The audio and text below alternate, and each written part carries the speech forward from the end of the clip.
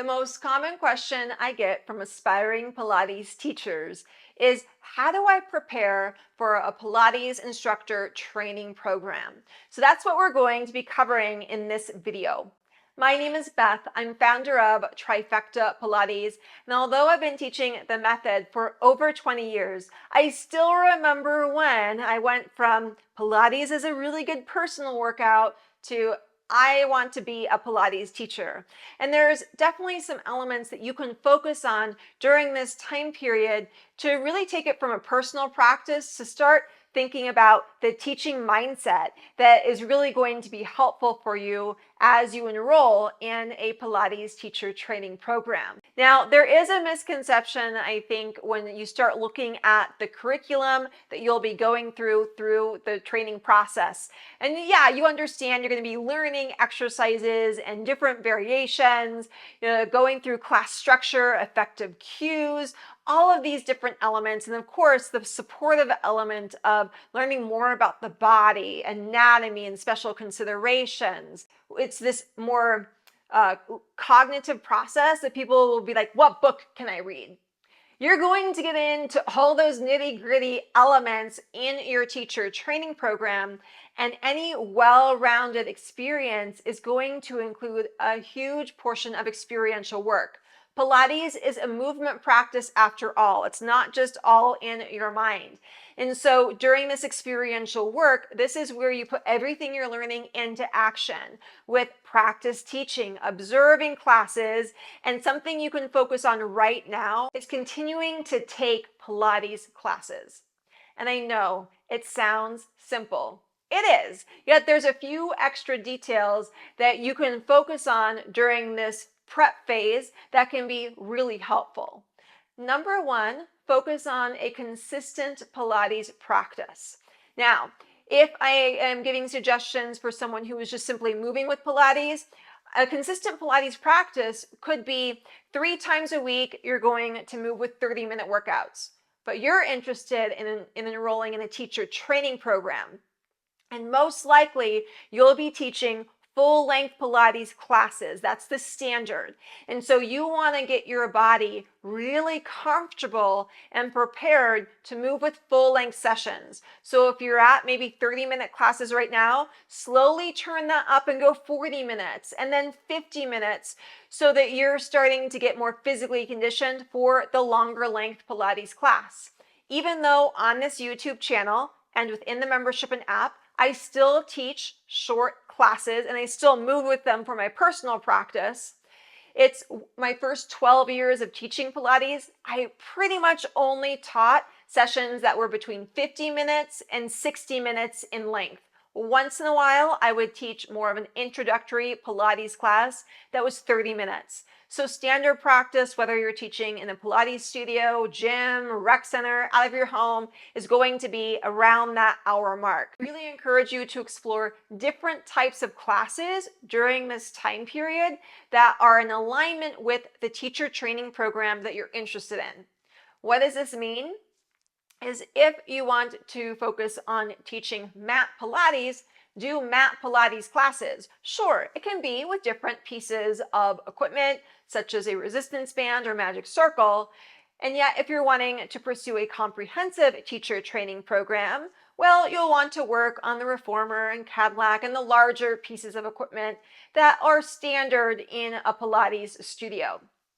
So once you have those classes and you know that you're going to move hopefully consistently for a few months before you enroll in your teacher training program, then the next level is seeing what makes sense for you as far as doing pre-recorded video sessions to doing classes taught in real time.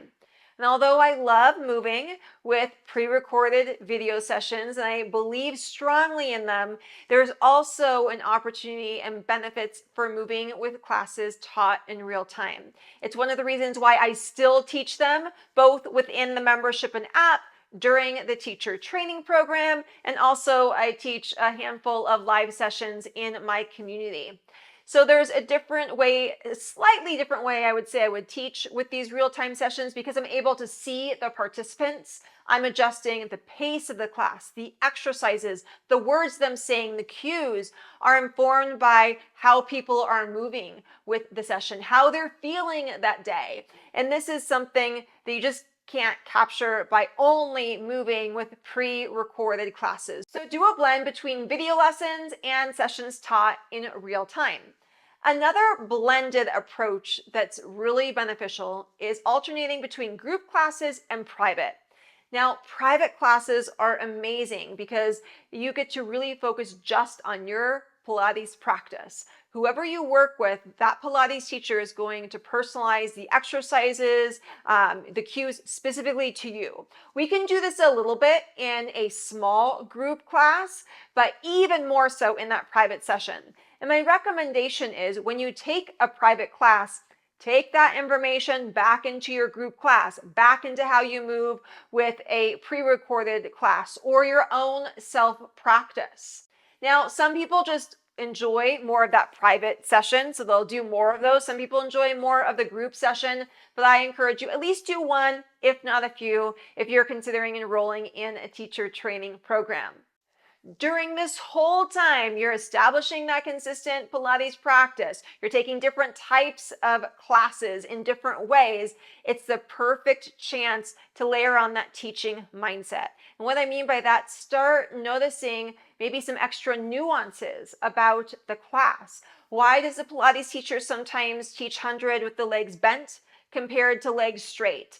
How is the breathing maybe consistent from one class to another? When do they switch up the breathing pattern? How is the pace? Is there a cue that's being used that you really appreciate and you want to remember that? A cue is just a helpful way in which we can move with the exercise. So as an example, if we can just say rotate the spine, but if we say just imagine a flashlight right on your chest and inhale, rotate that flashlight to one side and then shine it back to center and really let it shine and rotate to the opposite side and back to center. If that really helped with your spine rotation, you can make a note of that, whether in a journal or just bookmark it in your brain, that's something that you want to incorporate when you start practice teaching once you're enrolled in a teacher training program. You'll also become more familiar with different Pilates exercise names like 100, roll up, roll over, leg circle, rolling back, side kick, teaser, boomerang. Yes, the list can go on.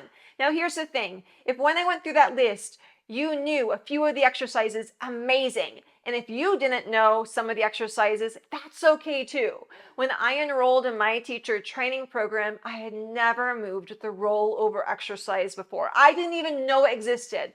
Rollover, jackknife, short spine, because who I was taking Pilates with, much more contemporary Pilates teacher, she never taught us those, even though I was with her for quite some time.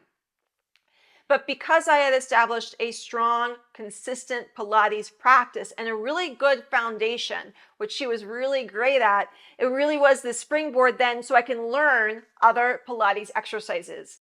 And here's the thing, when you enroll in a teacher training program, you're going to go in with a lot of knowledge and you're going to learn even more.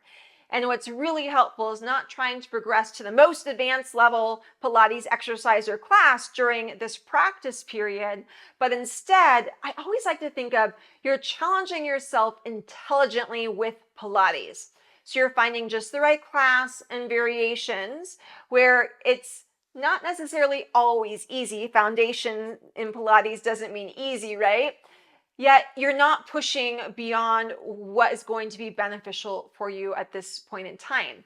And you see the Pilates exercises are really linked. Pre-Pilates to level 1 is the foundational, the basic level work that's going to support intermediate and advanced. Now, I mentioned how I was working with a Pilates teacher. I actually ended up pursuing the teacher training program that she co-facilitated.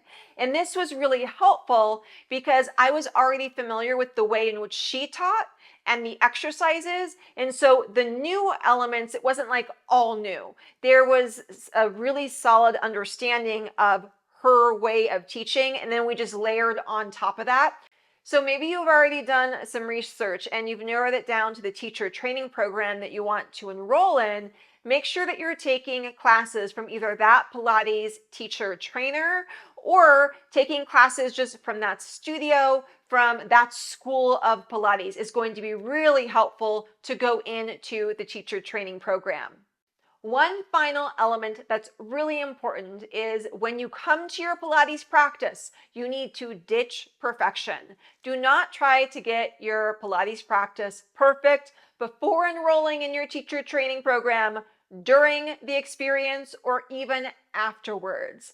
Instead, it's really about learning what is going to be most beneficial for you for that day and time that you're moving with Pilates. I already mentioned that sometimes we'll teach 100 with the legs bent or legs straight or a completely different pre-Pilates exercise. You want to know what the base level exercise is and then how to turn up the dial of intensity, how to turn it down. That's what your Pilates teacher training program is all about. And we went really deep into one element for preparing for teacher training. That's continuing to take classes. And yet there's other elements that can be really beneficial. So make sure to download the guide you're seeing right now if you want more tips on how to prepare for a Pilates teacher training program. And if you want more insight into the teacher training experience, make sure that you click on the video that you're seeing right now.